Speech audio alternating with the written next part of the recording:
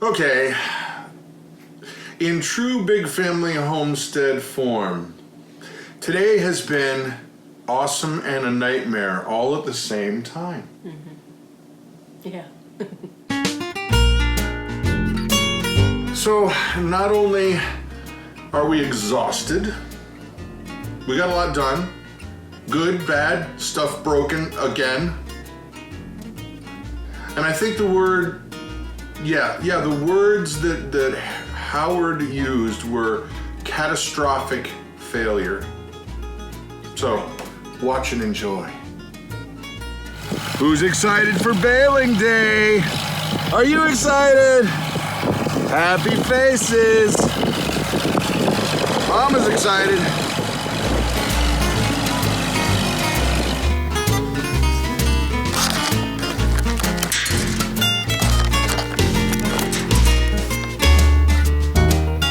Now, apparently in the farming community, there is great debate on how to attach one, I guess, spool of baler twine to the next one. And I've gone with the tight little knot method. I guess there's high opinion on how you do this, because if you don't do it right, it won't go through that little hole properly. And then we'll go through that little hole properly. And this is actually a tensioner that holds that down at just the right pressure. And then if it's not at the right pressure and it doesn't go through that one properly, and it doesn't go through that hole properly, and so on and so on and so on, and it does not tie the bales properly. So, I have selected the small, tight knot way of tying the bale twine together rather than the longer, stringy, kind of weave it together thing. We'll see what happens, but I'm also told that they pretty much bunch up regardless of what you do, so yeah.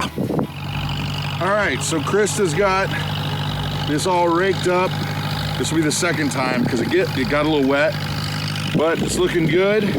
There's the slightest bit of green in there, but by the time we get to it, which will probably be an hour or so from now, because we got to hook everything up, I think we're gonna be good.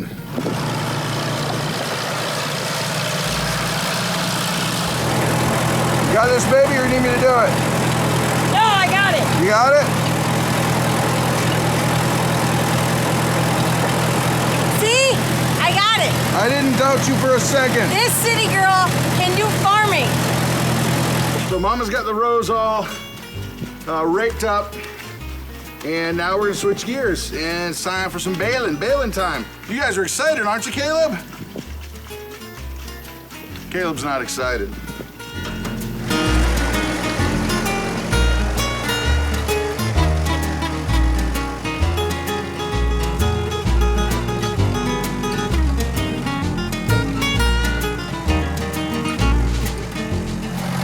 Well, we haven't even started, and we got our first problem of the day. Yeah.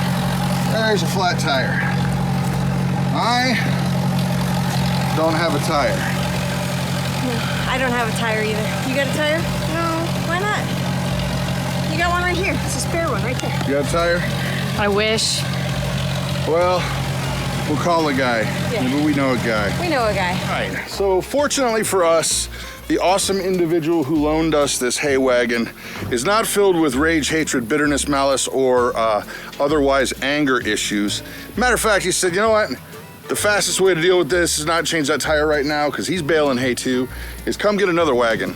So that's what Mama's gonna do, and I'm gonna work on this baler, making sure that everything's a squeaky clean, and hopefully we don't have any more issues, because that would be great to have issue-less days. Yeah.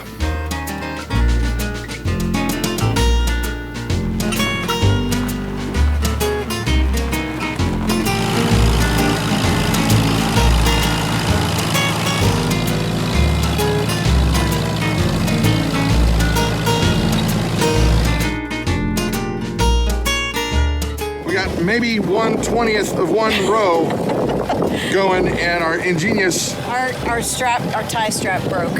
So at least we got it. The problems are already done and out of the way. Do you want to know why? Because Howard's here. Howard and Becky have arrived. Okay, so what you did not see on camera, because Well, I was driving. You were baling. No, I was moving bales. Moving bales. Baler was baling. We basically got stuck. Mama, in her zeal, overdid some of the rows in terms of the rake. I did.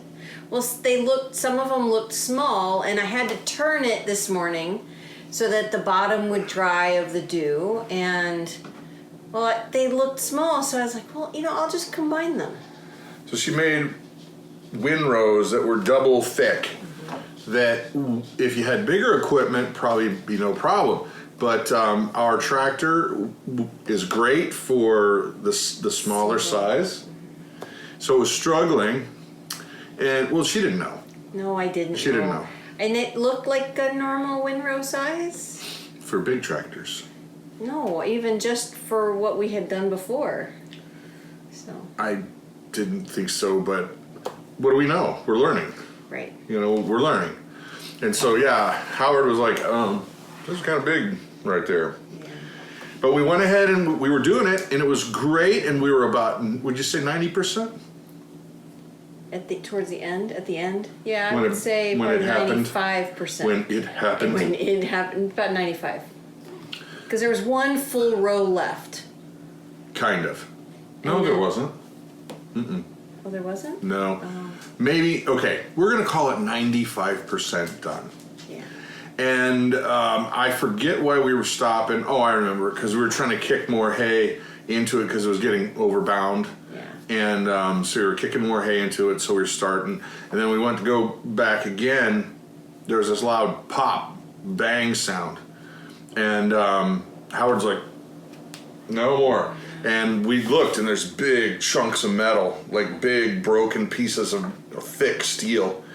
And Howard's like, nope, we're done. This is what you call a catastrophic failure. The needles on the baler broke, which I don't is think- what ties the bales together. I don't think that's it. He described something. He said that the needles, the part that broke, these big metal arch type things. Yeah, they're called needles, yeah. If that's it. I thought he said that the big metal thing got on the other side of the needles, which is what caused the problem. Right, but yeah, but those broke as a result of the other thing happening. So I was like, well, okay, is this, what do we got to do? And he basically said that each one of them is probably several $100s. So, yeah. The good news is we got 95% of that done.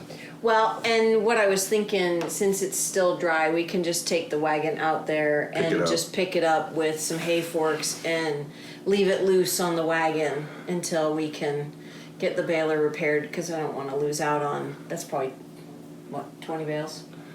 Oh, yeah. Yeah. Yeah, it's probably, there's, because sometimes the baler ties them loose and then they come apart when you pull it out. Yeah. So there's some of that laying on the field, but largely it's mostly done, and now it's kind of waiting for a second crop. Yeah, now we just have to wait for a second crop, which will probably be late September.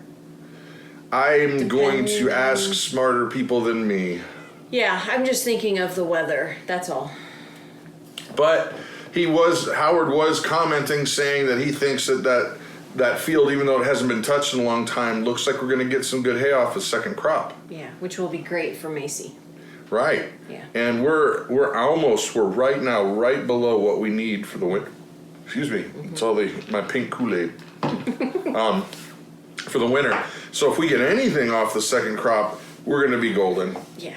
So a lot of hard work, but extremely rewarding too.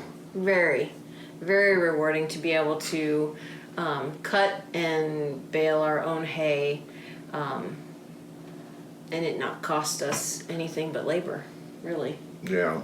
So. Well, and I would also like to send out a thank you to our dairyman, Mark. Yes. He loaned us that second wagon, and after he loaned us the first wagon. Right. And right. And yeah, so thank you. Well, appreciate it. we couldn't be doing any of this without the help of Howard and Becky. Yeah, and let's not forget B-Man. B-Man, yes. B-Man in town. That's I don't right. know how much of it. I don't know if he wants us to mention his name. Just B-Man. He shows up, and then all of a sudden it's like just the right time that we needed some help. Yeah. So anyway, that's it for the video. Hope you like it. Don't forget to share, like, and subscribe. You know, the whole thing. It's pretty cool. Friends are doing it. So, anyway, I'm Brad. I'm Krista. You guys have an amazing and blessed day.